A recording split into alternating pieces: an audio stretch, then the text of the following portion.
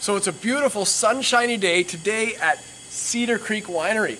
Today I'll be talking with Gordon Fitzpatrick, interviewing him a little bit in the vineyards, and we'll be tasting some wine together. So let's hang out and come along.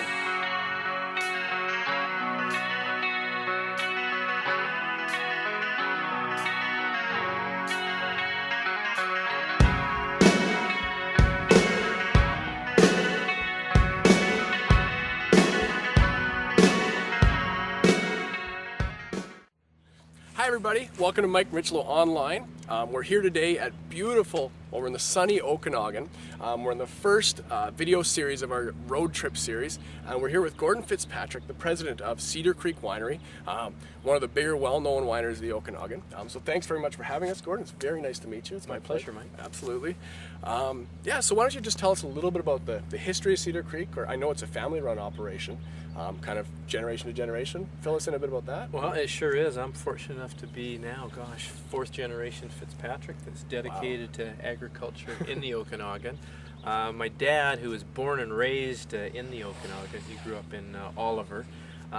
He ended up buying this particular property in 1986. Okay. And so I was a city kid. I was born and raised in Vancouver. So I came up here in '96 to run the winery. But yeah, it's our family's been involved in agriculture in the Okanagan since 1913, if you can believe that. 1913, holy smokes. Yeah. So you guys are kind of like pioneers of the Okanagan a little bit then. Well, I think the gray hair probably tips you off. There you go. So no, and especially my dad. At that time there was only a handful of wineries here in the Okanagan, and it really was pioneering.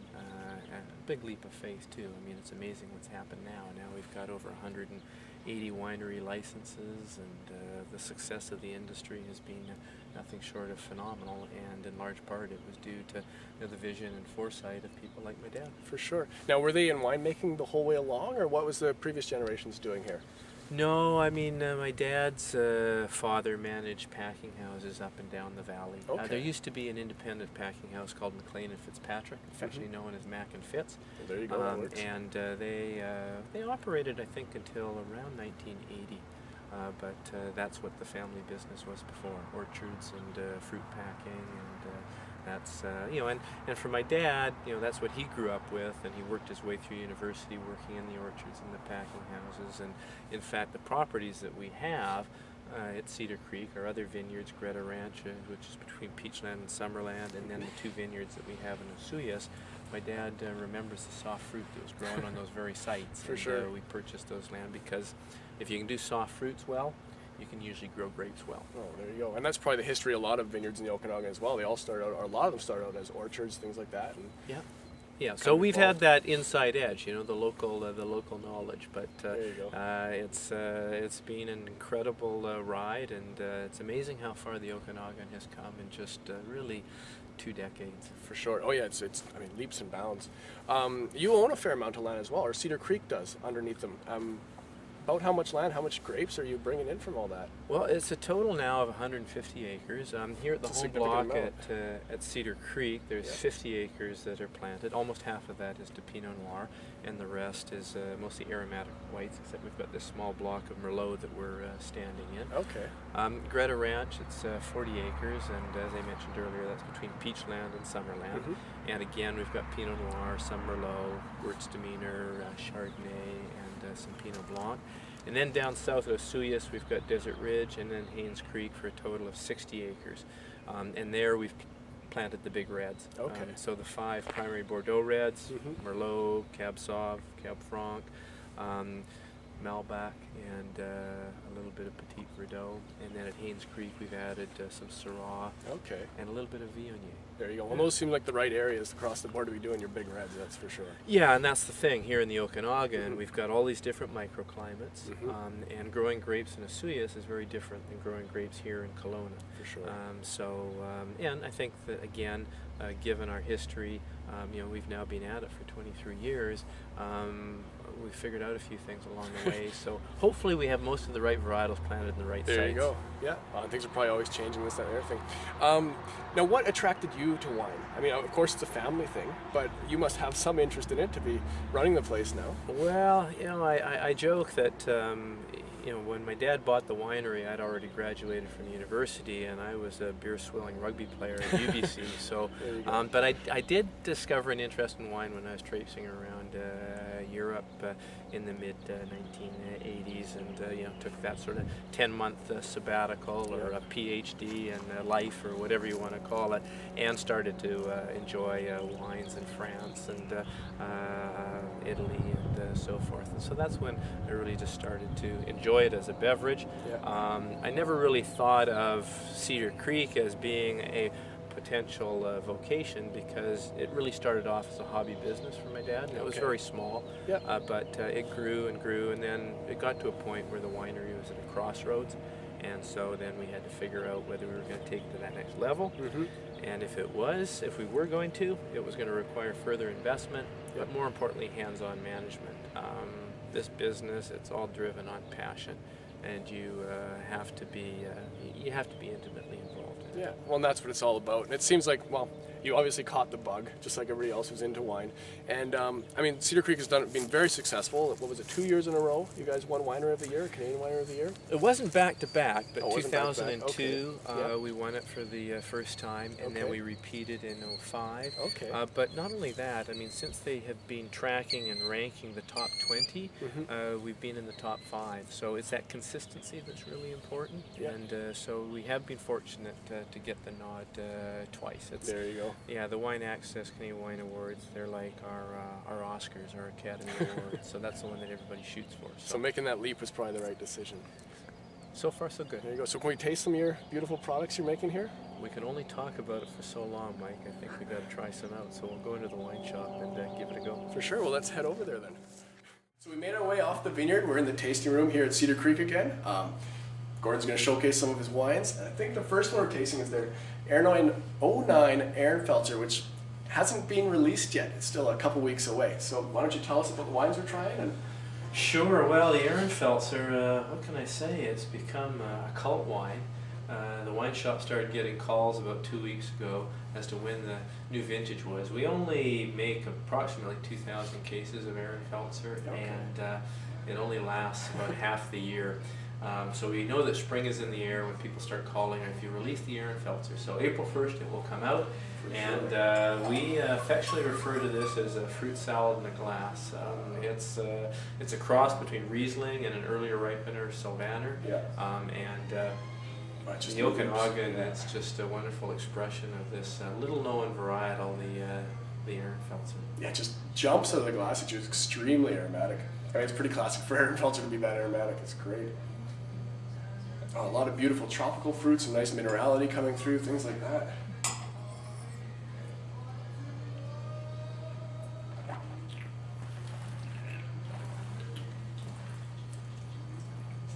Again, a nice vintage. The 08 was really nice as well.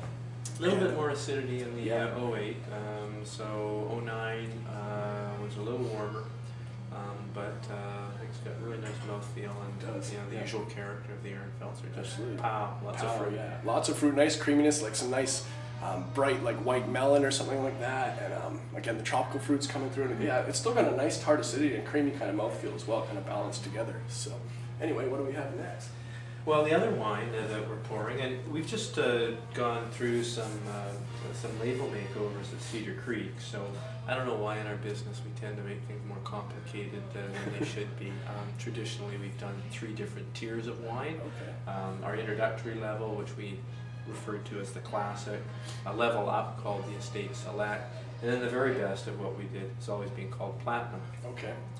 And what I've done is I've combined the classic with the Estate Select, and we've gone to Stelvin for all of those wines. So and Stelvin is perfect for Okanagan wines because it just preserves all of those wonderful fruit-forward flavors that we pack in each bottle. So we've gone to the Stelvin, and all of our white wines have this look. The red wines. I'll interrupt you for just a second. For those of you who don't know what Stelvin is screw top for your wine. It's not the corked wine. Yeah. Carry on. And then our red wines, the Merlot, Pinot Noir, Cab Merlot, and Syrah looks like this, and again with the screw cap. And then what we did was we gave a little bit of a makeover to our high-end wine. And our platinum. We call it platinum because way back when we did a Merlot back in '92, and at that time most of what was being produced in the Okanagan was white wine. I think over 85% of the production was white wine. It tended to be sweet white wines. But we made this Merlot that at the Fall Okanagan Wine Festival, the international judges were so impressed with it that they didn't give it just a gold medal, they gave it a platinum. The first and only time that they've done that. So when I was looking for something for our reserve wine, because of that bit of history, and it was one of the early indications that the Okanagan could do red wine well, we thought it was a natural to call the very best of what we do platinum. Well, why not? I mean, that's a great thing to have under your belt too, to be offered an award like that. Yeah, and all this hype around the Olympics, right? So we go one better than gold. Right? Yeah. So you had the previous platinum label, and now you've got a new platinum label. Yeah. So this is what the old label looked like. This was just an example for Pinot Noir, and then this platinum Syrah, starting with the 07 reds. That's when we're introducing this new label, and I think it reflects our style of wine.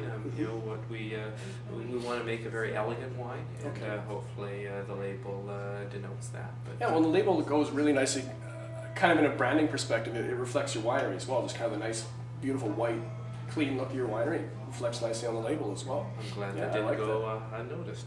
And on the back of it, we give details. Our tagline is "Our wine is our word." It's one of these things that we back it up in the bottle. We think that we give great value for what we do, whether it's at our introductory level of wines, the State Series here, the Aaron Feltzer, or the Platinum. We want to make sure that we over-deliver. And on the back of each bottle, we give some of the details, some of the little things that we do that's a little bit different that elevate it. Yeah. And at the end, we say, "Oh, now we have our word." Excellent. That's great. Well, let's try this one out real quick. All right. This is the 2007 Platinum Syrah. Yep. All of this fruit comes down from Asuyas as well. Yep. The Barch Vineyard, which is a vineyard very close to Haynes Creek, which we operate. We don't own it, but we operate it. And if it's not the hottest site in the Okanagan, it's got to be darn close. Pretty close. South-facing, very close to the U.S. border, and it's amazing how hot it gets. Absolutely. Well, and Syrah is one of those varieties in the Okanagan that's really coming along. It's doing well. It's won lots of awards in the Okanagan. I think it's going to be one of the signature known grapes or varieties of the Okanagan down the road. I hope so. I planted 8 acres at Haynes Creek, so we'll get the first of that fruit this harvest. Excellent. So, yeah. It's definitely got a nice Syrah nose, a nice bit of smokiness, kind of that pepper, white pepper is coming through, a little bit of meatiness, and a bit of nice earth to it.